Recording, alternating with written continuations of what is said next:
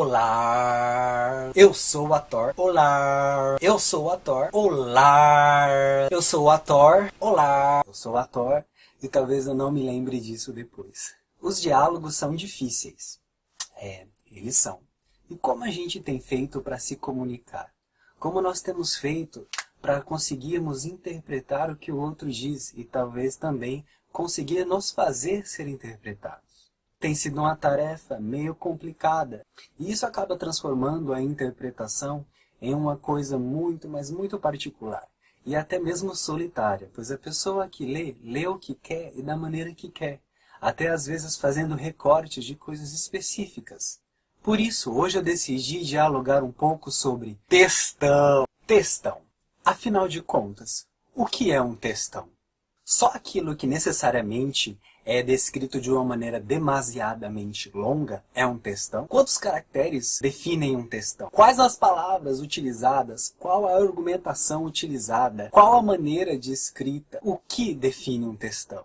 Se você pensa que textão é apenas alguma coisa descrita com muitas palavras, aí é que você se engana. Um textão não necessariamente precisa ter uma quantidade exagerada de parágrafos. E não necessariamente também precisa ser alguma coisa descrita apenas online, também pode ser algo falado. É possível fazer textão com apenas uma linha, ou talvez com apenas uma palavra. Basta ter um bom discernimento sobre o que irá ser escrito.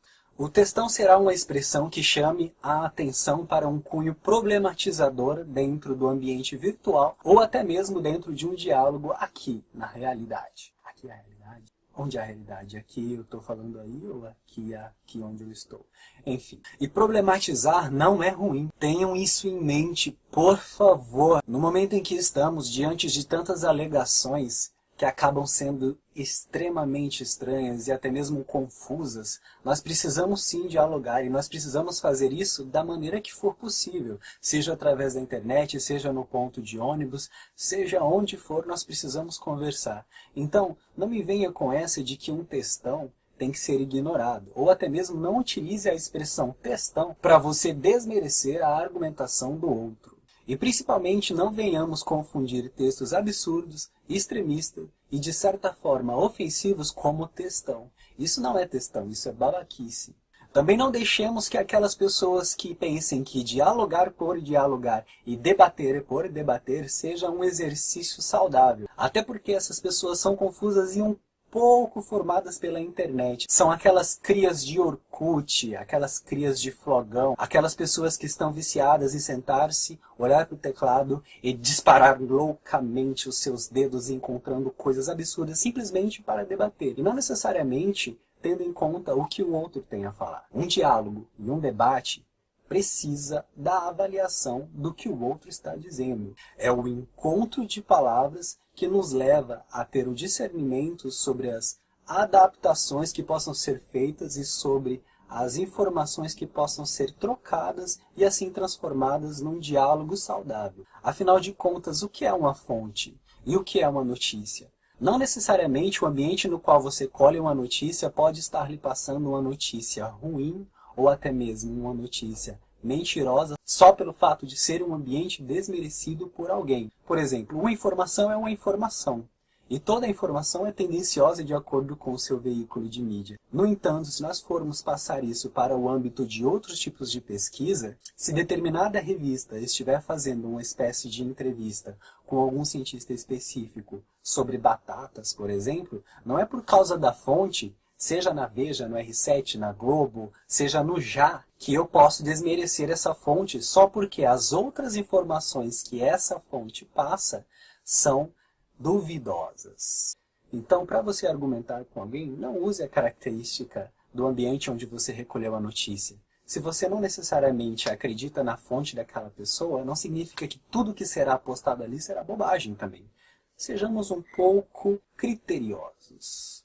Pois nesse mundo de fontes e duvidosas informações, há pessoas que acreditam, por exemplo, que dots vão levar elas a dar a volta ao mundo ganhando passagens de avião através de milhas acumuladas por dots.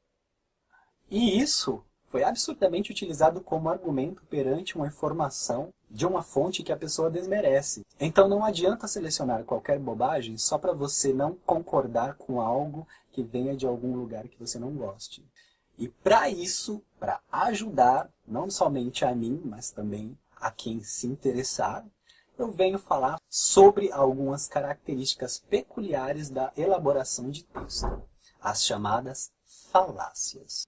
Nas queridas lógica e retórica, a falácia trata-se de um argumento elaborado de uma maneira inconsistente, sem fundamento e de eficácia duvidosa na utilização de argumentação, por exemplo, dentro de um debate. E mesmo que uma falácia possa convencer, não significa que ela está certa. Isso ocorre por causa de uma espécie de manipulação das estruturas que possam vir a confundir o interlocutor. Reconhecer essas falácias pode ser difícil. Muitas vezes as falácias vêm em formas psicológicas, emocionais e podem confundir os interlocutores para que eles se percam ali na argumentação e no famoso debate. E é importante conhecer as falácias para evitar as armadilhas lógicas dentro dos próprios argumentos e também para conseguir fazer análise sobre os argumentos dos outros. Com o adendo de que o simples fato de você talvez cometer uma falácia, seja inconscientemente ou até mesmo conscientemente como uma espécie de manipulação ou estrutura proposital do seu texto, não significa que talvez o seu argumento esteja totalmente invalidado, pois a falácia vai invalidar necessariamente o pensamento, o argumento ou a estrutura na qual ela se envolve. Isso não invalida o restante do seu texto ou da sua argumentação diante de uma outra pessoa, ou da sua argumentação diante de uma outra pessoa na realidade. Em nono lugar, nós temos a falácia do espantalho. Como o próprio nome diz, essa falácia ela desvirtua o argumento de alguém, tornando-o um alvo fácil. Então é como se fosse feita uma separação de algo específico dentro da elaboração textual dessa outra pessoa, para que você pudesse atacar necessariamente essa coisa de forma a tirar os olhos para todo o resto do argumento. Ao exemplo, se alguém diz que acha que o governo deveria fazer um investimento melhor em educação, o outro chega no debate e diz: então você acha que o governo deve nos deixar despreparados no investimento enquanto à saúde? Isso é uma falácia de espantalho. Ela retirou o ambiente, transformou o argumento, isolou e atacou. Com a oitava falácia nós temos a causa falsa. É quando alguém determina que selecionadas coisas levem a algum resultado específico. E logo ela acaba fazendo esse mesmo tipo de soma para outros exemplos. Como: eu posso dizer que o número de baleias tem aumentado por causa da quantidade de tubarões que estão morrendo. Nossa, isso não faz sentido. Mas enfim. Sendo assim, obviamente, os responsáveis pelo controle da quantidade de baleias eram os tubarões. É quando alguém tentar de forma manipuladora questionar a coincidência das situações, transformando-as em um argumento. Como sétima representante, nós temos a falácia do apelo à emoção.